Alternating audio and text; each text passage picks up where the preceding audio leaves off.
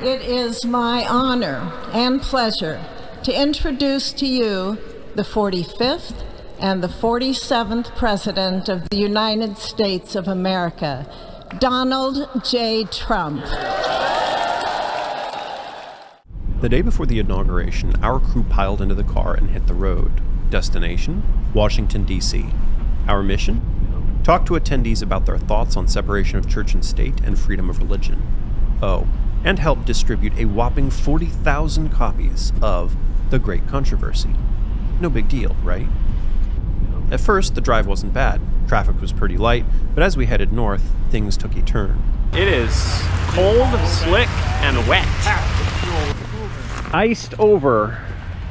But let me tell you, it only got colder as Inauguration Day rolled in. Temperatures have really plummeted overnight. We're in the teens to 20s right now, and it's not going to warm up really at all throughout the day. We had tickets to the Capital One Arena, so we started the morning in this endless line. Standing there freezing, we had a moment of clarity. Why are we even in this line? We aren't here to see Trump. We had a bigger purpose. So we ditched the line and set off to find the group handing out The Great Controversy. It's about 23 degrees outside right now, so it's chilly. We quickly linked up with the team as they loaded up carts, stuffed backpacks, filled bags, and stacked books in their arms, ready to spread The Great Controversy far and wide. The streets were packed with inaugural attendees from every walk of life, different political views, social perspectives, and cultural backgrounds, with people from many countries gathered in one place. Many people were receptive to receiving the book, some even coming back for extra copies for family or friends.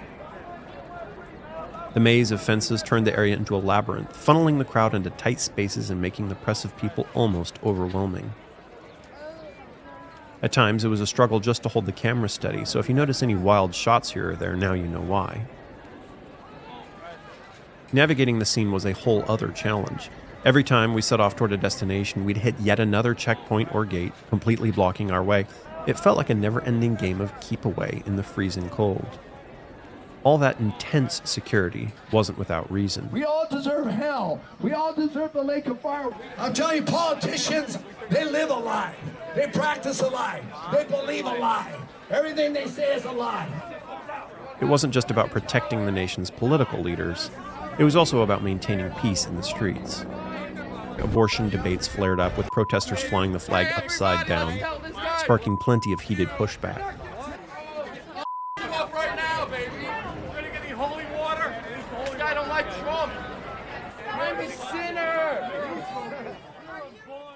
One woman passionately called for Trump to enforce what she described as God's laws. Those are the prayers he answers. Don't ask him. People die every hour worldwide. Meanwhile, we stumbled upon yet another line of signs addressing a range of often contentious issues. Death does not discriminate. And then, of course, the Proud Boys, a far-right group often associated with nationalist and controversial political stances, were hard to miss as they moved through the crowd, strolling by confidently in their signature yellow and black outfits. This organization has been designated a terrorist or extremist organization in some countries, and their activities have been linked to political unrest and violence.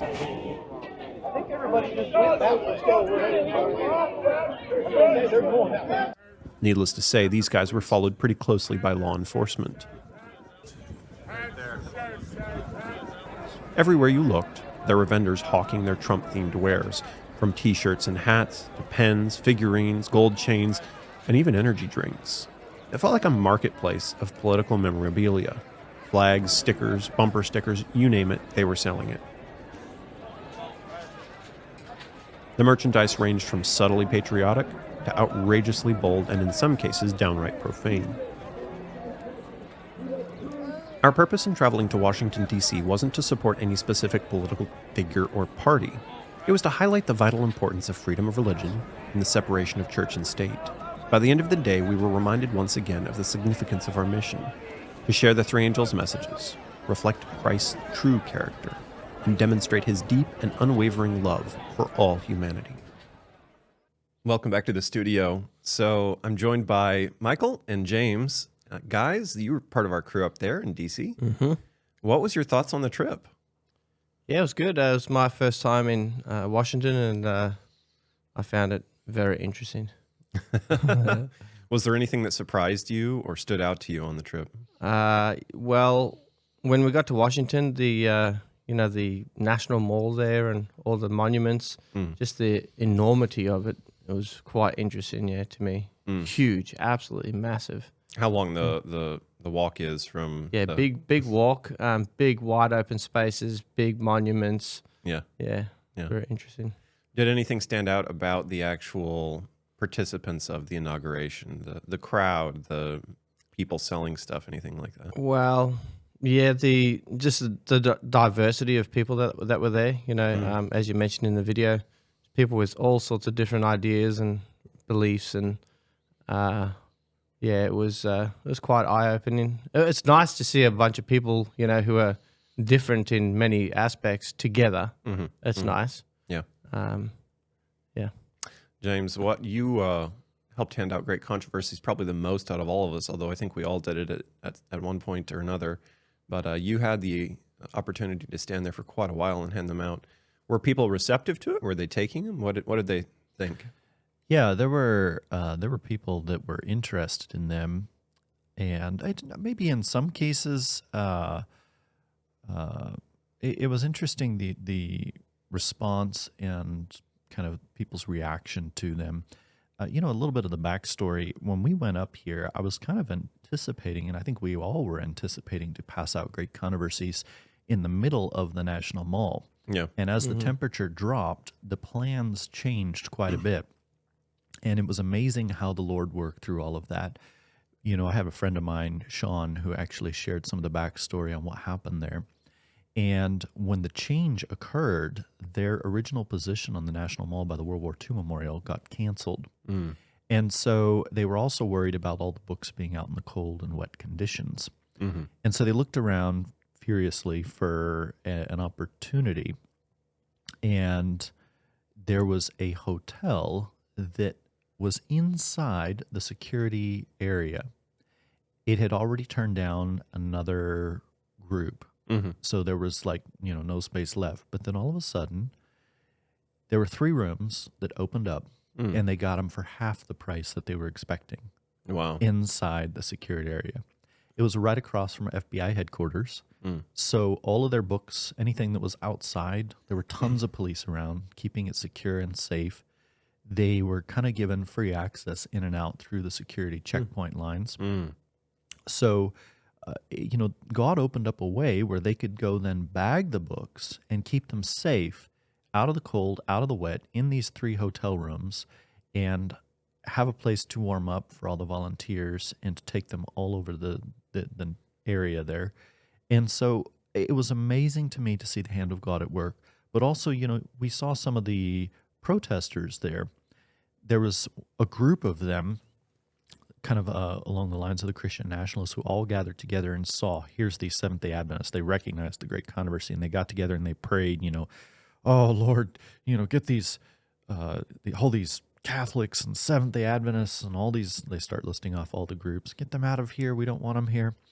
Well, the Adventist group, from the testimony of one of the folks there, gathered together and said, Lord, we know that these guys are going to be confrontational and problematic, and they knew that, but they got together and, Lord, please help us out in this situation. Within 2 minutes, those guys left and walked down. So it was kind of an interesting showdown between, they appealed to their God, but the remnant appealed to the living God, and they were the ones that walked off instead of confronting and being really rude and whatnot. They have a history for being very vulgar and whatnot. And we did see them pass through our line and call out Adventists, you works-based religion, cult, and all the usual slurs. And they moved on and went down, and really, thankfully, didn't cause too much additional problems beyond that. One of the things that was interesting to me was, again, just how tight security was, how many checkpoints, how many barricades, how difficult it was to get. I mean, we walked miles that we didn't need to, I'd say. And through it all, we were able to get that last parking space. You remember? Yes. It was the last one in the parking lot. We were literally it's like a block and a half. Yeah, and we just prayed as well, didn't we? We prayed for it, and the Lord was like, yep, and we got that that good parking spot. Yeah. Yeah. So we interviewed some people, right? We talked with them about what their thoughts were. So I thought I'd play some of the clips from that. One of the clips was regarding the separation of church and state. So we asked people, should we have separation of church and state? Is that even possible? Because, a lot of people that are against separation of church and state, that's what they'll say. Well, they say you can't separate the two. We are pro separation of church and state. So let's hear what these people had to say when they were asked if they thought that we should have that. I think the separation of church and state is good, and it's a fair thing to do, but I just don't think that you should have one view dominating the whole culture. So it's good to see President Trump bring back basic morality, like that there are two genders only, for instance. Sure. That's a big one, and just putting our nation first. Difference with church and state should probably stay that way, but the founding fathers didn't mean it to be so divided and divisive that you tore it off the plaques on the walls and you stopped letting the kids talk about it. In Germany, apparently there is a separation between church and state, but then it's always very much tied together, and we pay the church tax, so I wish it would be more separate. I don't know, that's a hard question. I think it should be separated. Well, I think we've misunderstood it. And keep it the way our founding fathers wanted it and had it. Separation of church and state, and what I read is that the church is separate from the state, and that the state cannot tell the church what to say. Not the church cannot be in state-run things. But to suppress our faith is wrong, because I think that it should be anyway separated, because you have to pray for God in one place, and absolutely different is to fix your position as a political. Well, I'm hoping they'll get closer, because we need God in everything we do, and the country and the state also need, to be under the control, under the supervision of God. So it will be good for that. So the second clip that we asked people about, the second question was, what do you think about Trump bringing back conservative Christian values? What about prayer in schools, the 10 Commandments? Because those are things that he has been for. And before we play this, what should our answer be? We appreciated all these people deeply for talking with us, and they were all universally very friendly and willing to talk with us. But what should our answer be in regards to prayer in schools, having the 10 Commandments there? What do you guys think? Well, I agree with one of the gentleman's answers there, that, church and state, separation of church and state, when it was instituted, they didn't really intend it to be divided and divisive 100%, so much so. I think the point he was getting to there is that we've gotten to the stage where they want to separate it so much that, anything goes, kind of. So basically that more of an atheistic worldview then. Yeah. So it's like, because church and state is separated, let's push atheism. Right. That's why it seems like it is. And so I agree that it's not supposed to be like that. Schools should individually have the choice and the right to have prayer and the Bible in their school. And if the teachers, if the parents don't want to have their children in a school like that, well, they can take them to a different school. Right. Yeah. Yeah. That's why I see it anyway. Yeah. All right, let's see what people thought.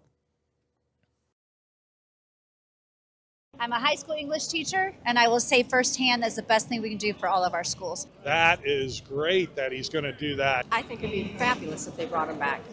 Okay. And if the students want to read about him, let them read. If they don't, that's fine. But I think they should be allowed to at least bring him back into the schools. Yes, 100%.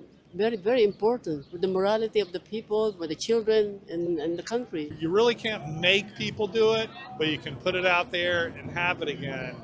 And if he's able to revamp or change the Department of Education and get prayer, time back in school and all, that's what they should do. I think it's ridiculous an educated person must know about Judeo-Christian policy and Judeo-Christian basics and history. 100%. And I feel like we've come through a time when freedom of speech and the freedom to practice our religion in the public square has truly been under attack. People needs to hear the biblical truth of Jesus. And right now, the truth that we started here in America is that of God's truth. And the Bible needs to be back in classrooms, in every school, in every home. And Trump is on the right track in doing so. Well, I'm a firm believer of separation of church and state. By the same token, religion is an individual choice and it should be promoted. As a Catholic woman, I think it is, and I think it's something that is similar with Hungary and the United States, because we also think that spiritual things are important, especially in the schools and in a young age. And it is up to us families and fathers and mothers, to teach our kids that way. If you don't have that depth of knowledge, you lose so much in literature. Sure. You lose so much in the world around us. We're a Judeo-Christian country. We're based on that, not Sharia law, Judeo-Christian law. Our country was founded in Christ, and we need to keep it And that if you don't way. like it, you can leave. So what do you guys think of their answers there? It's interesting. They're definitely going down that route that, Philip Schaff talked about back in the 19th century, where, one of the three legs of areas in which the state could unite with the church was, marriage, education in the public school system, but ultimately blue laws as well.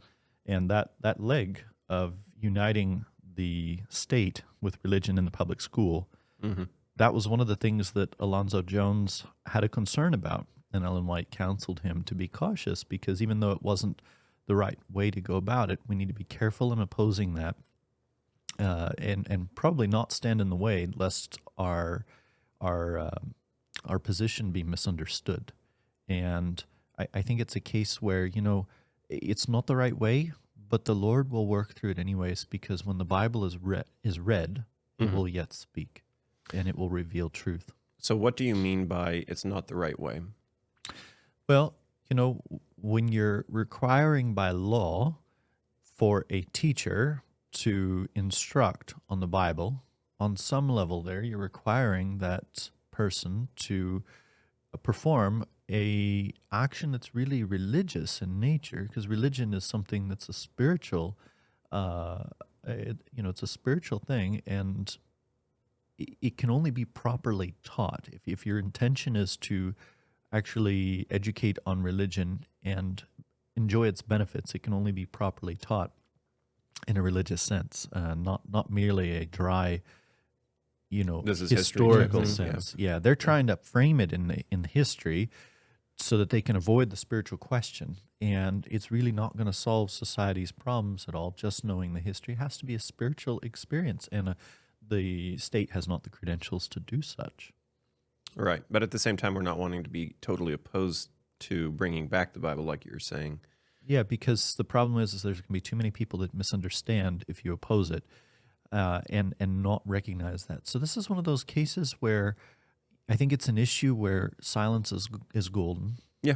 And at least on that front, and let the word of God speak. It will yet speak. It's interesting to me that the first question, we asked them about if they're for separation of church and state, and most of them said yes. Most of them said that they were for separation of church and state. Now, I noticed that the Catholic thought was seeming to be a little, the lady at the end was saying, no, I think they should be together, but most of them thought that separation of church and state was good. But they're all then kind of, the second question saying, well, actually, yeah, we do want the schools to bring about prayer and the Ten Commandments and that type thing. And so I think they want a degree of separation, but not total separation. Yes. The next question was, would you support the return of blue laws or Sunday rest legislation? Let's see what their answers were.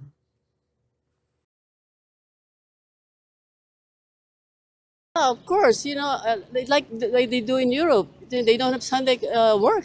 They have time for the family and time to have time for God. No, I think that we are built on freedoms, and I think that is a freedom that I don't think you should force people to stop on Sundays if that's not that they choose. Yes, I've certainly seen the degradation of family values, traditional values. Growing up in California, even Sundays were closed. You didn't have sports on Sundays. Your family stayed home. I don't think you can mandate things like that, but I think you can encourage. I mean, religion is not about compelling anybody to do anything. Businesses were closed. Family was established. We need to go back to the root, and that's Christ and family.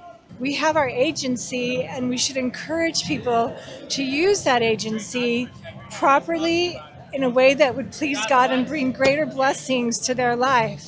If you want to work, work. If you want to pray, pray. Why not? It's a very personal thing. Sure. And it's between you and your God. Yep. I don't think that part is between you and your government. So what do you think of their answers? Well, it's interesting. The Catholicism response is exactly what we've expected it to be. That there should be some coercion. Yep. That, yes, you do have to do this. Mm-hmm. Right. The lady with the blonde hair wearing the white coat, she actually said, well, I don't think you can coerce people, right? She actually, when we spoke with her later, she was LDS. Mm-hmm. But also these ladies right here, when I asked them what religion they were, they said they were definitely more on the Protestant side. Mm-hmm. And so these were the ones that said no. And the three ladies there, I'm not sure which religion they were. I did not ask them, but you had a kind of a mixed answer. You had some people saying, yes, we need this to return to God. We need this to return to our roots. Did you catch that? Yep. It's interesting. Some of the Christian nationalists were yelling out there about how we need all these changes and morality and whatnot in our nation. There were some people like this that when I sat down and talked with them for just a minute or two and explained the difference in our position, that we are for religious liberty and how we disagreed with those individuals pushing the union of church and state, they wanted a great controversy. They're like, oh, I'm going to check this out. So there are people inside Babylon that need to be called forth from it, whose values actually align with our own and with Scripture, but they need to be told the full story so that they can come out. Yeah. That's right. Yep. So, I think we have to draw the line and say you cannot legislate the first 4 commandments of the 10 commandments. You cannot tell people that they have to go to church on a certain day. You cannot tell them that they have to, not have any other gods except your God, because it's coercion at that point. Yeah. True religion is only from free will choice, right? Yep. Yep. Here's another interesting question. I don't know if you have an opinion about this or not, but do you think we're going more Catholic or more Protestant? You better recognize. I don't know. I think that, Hard to say. well, I want to say I think the Catholic Church is turning more Protestant. And it needs to happen in the Catholic Church or it's going to die as well. Right. Because if you don't have the Spirit, you die. What do you think? Do you think that the Catholic Church is going more Protestant? I think that they've bought into Vatican II. Right, because Vatican II, you had the cessation of the Latin Mass, you had the embracement of a lot of the younger crowd, essentially, like with some of the music and the dance parties and everything that are going on. I mean, you can see that in the news, that there's been this kind of liberalization of the Catholic Church. And I think a lot of people think that that is more Protestant. Is that more Protestant, though? No. Does Rome ever change? A leopard cannot change her spots, and she's described in Revelation as a leopard.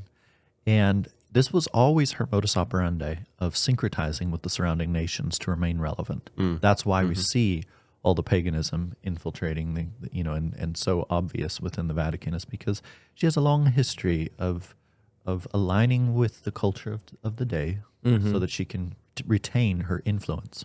Yeah. Yep. So there was an event happening here, not just on the streets, but also taking place inside the building. This is inside the Capitol building right here. And we had Donald Trump, who was sworn in. Now, one thing that I think was interesting is there's this brief little clip. What stands out to you about this clip right here?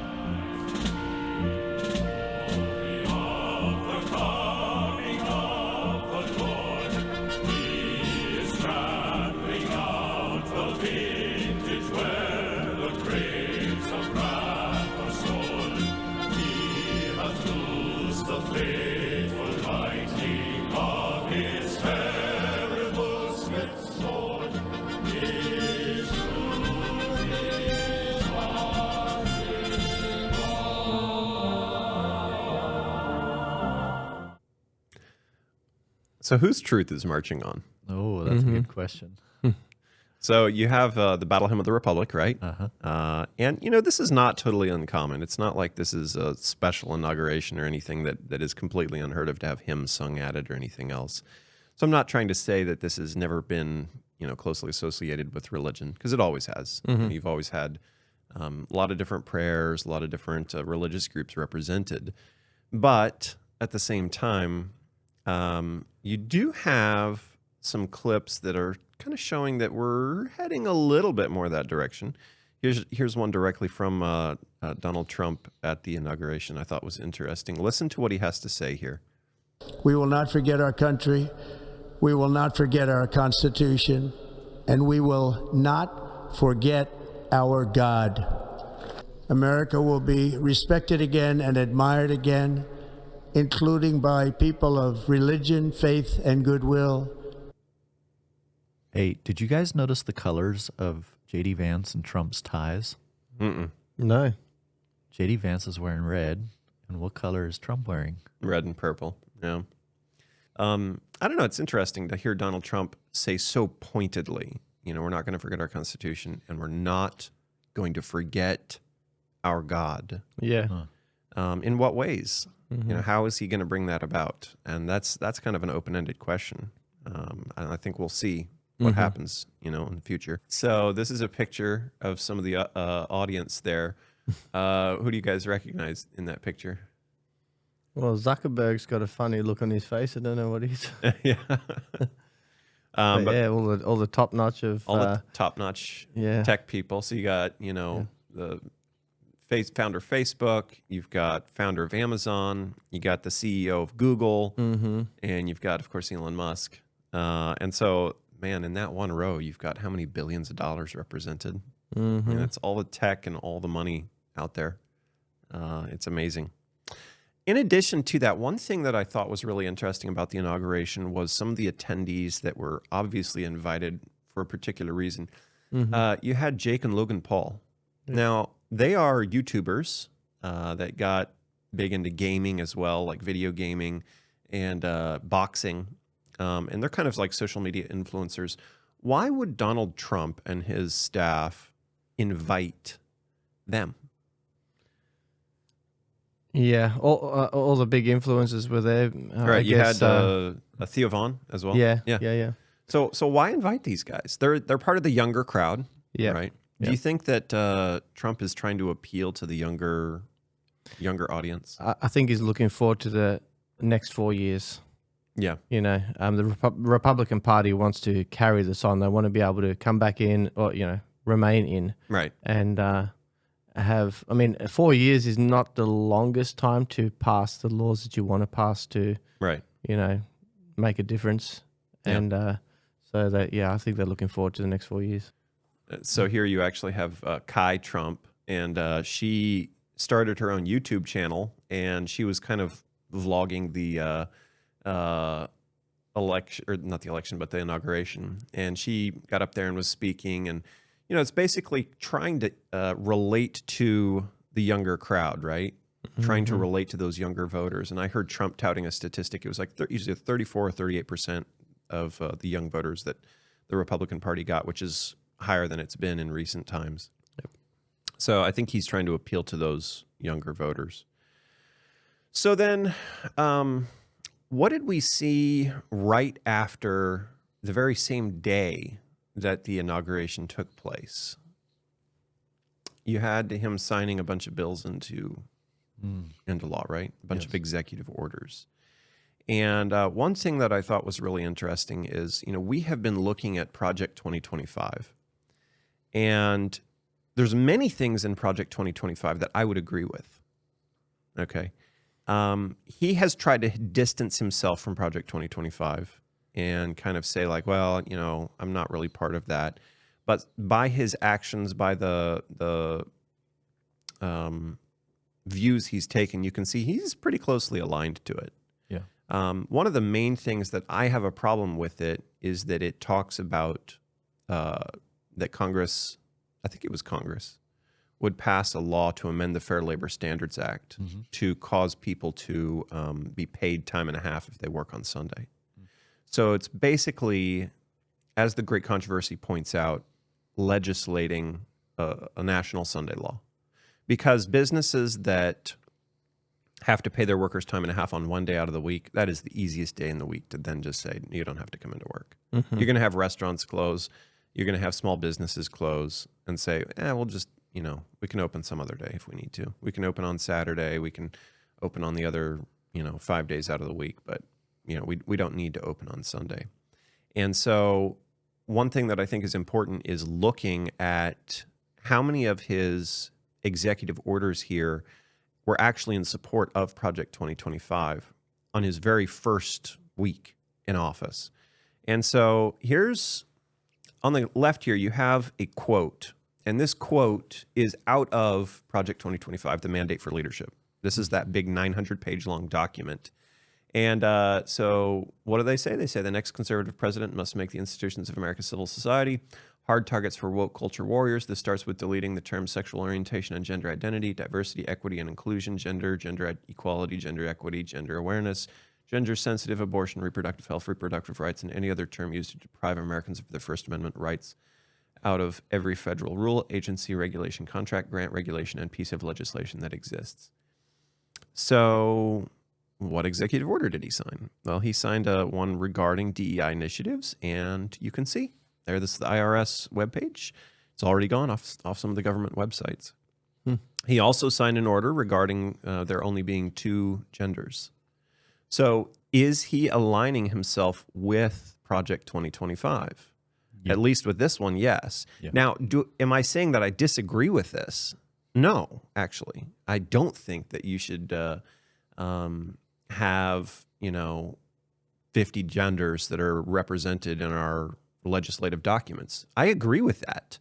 But at the same time, is he aligning himself with Project 2025, which has something glaringly bad that we know is a national Sunday law? Yeah. And it's interesting too, if you look at what's going on, I wasn't expecting that part of Project 2025, like, the Sabbath issue, to be the first thing that they do. No. I would expect them to do some of this other stuff. They're going to build rapport before they get to that. And they've also got some other people to confirm in office, like Pete Hegseth and some others. As of this recording, there's still pending votes on all of that. And so, they've got to get their players, their men in office, they've got to get their power really ready before they do that. Here's another one. Reissue Trump's Schedule F executive order to permit discharge of non-performing employees. This is out of the Mandate for Leadership Project 2025. And so sure enough, Trump signed an executive order regarding Schedule F employees, making it easier to fire them if need be. So this is basically allowing him to have more control over, like, if he doesn't like certain employees, if they're not aligning with his values, it's easier to get rid of them, essentially. It's not entirely surprising that he signed this because it was his original idea back in his first term. But it is out of Project 2025. The next one here, out of page 79 of the Mandate for Leadership Project 2025, impenetrable bureaucracy. And it talks about how we need to improve the efficacy and effectiveness across 37 different areas that span a broad range of government missions and functions. And so, do you know what executive order he signed here to try and improve government efficiency? No. The DOGE, or DOGE, yes, executive order, the Department of Government Efficiency. Who's the head of that now? Have you guys heard? Elon Musk. Yeah, it's Elon Musk. Yep. So is he, again, supporting Project 2025 with his policies? So far, yes. The next one, this talks about holding the UN, the World Health Organization, and other multilateral organizations accountable. And this is right out of the Mandate for Leadership, again, page 266. Talking about them, higher level financial and programmatic accountability. Trump signed an executive order withdrawing from the WHO. So again, he's in support. I mean, his values and Project 2025's values are lockstep, Yeah. right? Yep. Not to say that I, again, necessarily disagree with this. I'm just saying that he's lockstep with it. Yeah. This is also talking about page 144. During a transition period, a complete audit of agency policies, memoranda, and management directives issued during the Biden administration should be completed, and rescission documents should be prepared for issuance within the first few days of the incoming administration. And Trump has already rescinded multiple previous Biden-era executive orders. So again, he's going kind of lockstep with, Project 2025. Mm-hmm.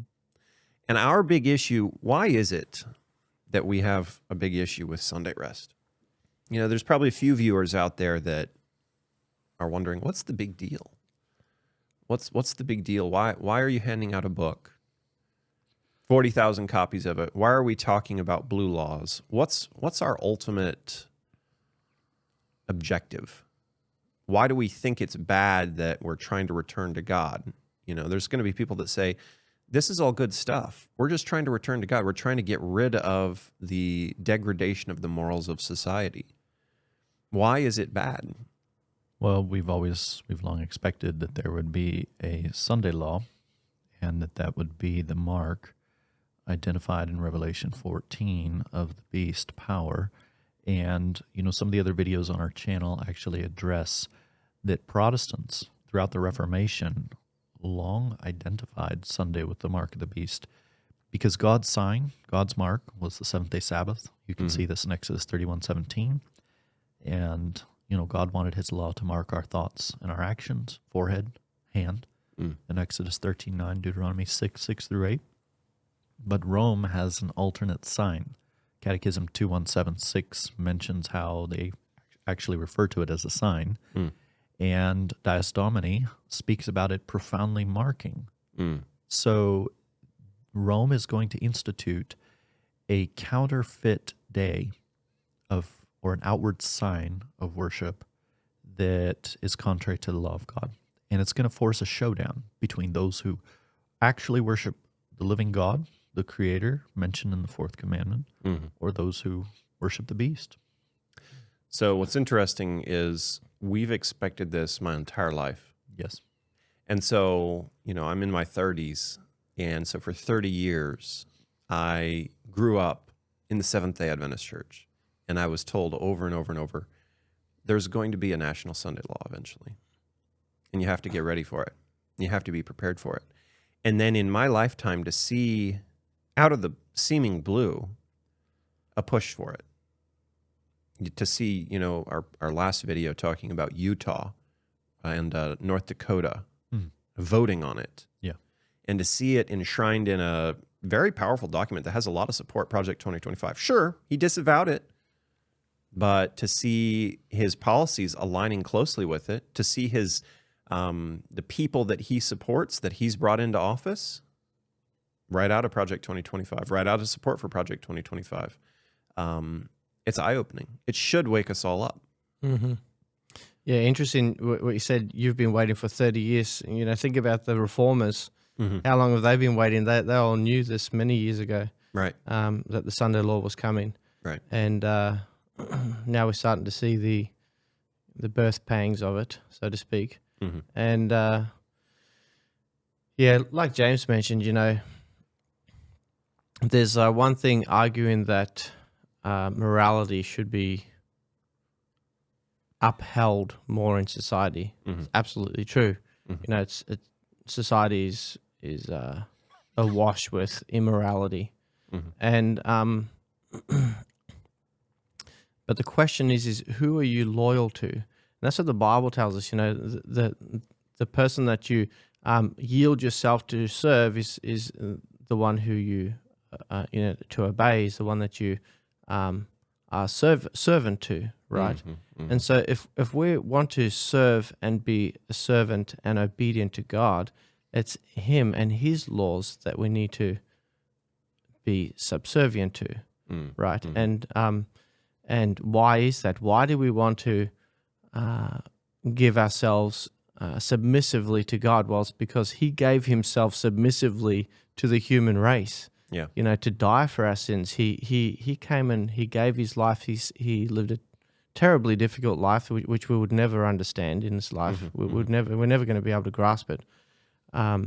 His life was difficult. People think about the cross. His life was difficult. His life, not just the last closing days, but I mean, whole life. The battle against sin, to live a life of sinlessness, that battle is beyond comprehension. Yeah. And then he died on the cross with extreme cruelty. Satan and his angels tempting him, just trying at the last moments, we need to get him to sin so that he cannot be the propitiation for the sins of the world, right? Right.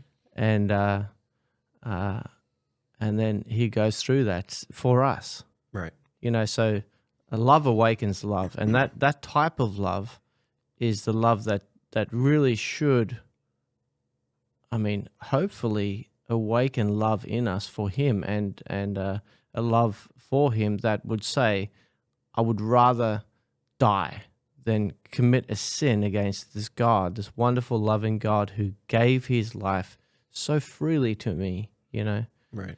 And really, that's the point. That's really the issue here is who will you serve? Right. Yeah. Yeah.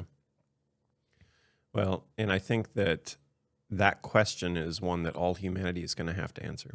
Who are you going to serve? And that's the narrative, really, of the great controversy. It's you pick a side, right? Yep. You're either on one side or the other.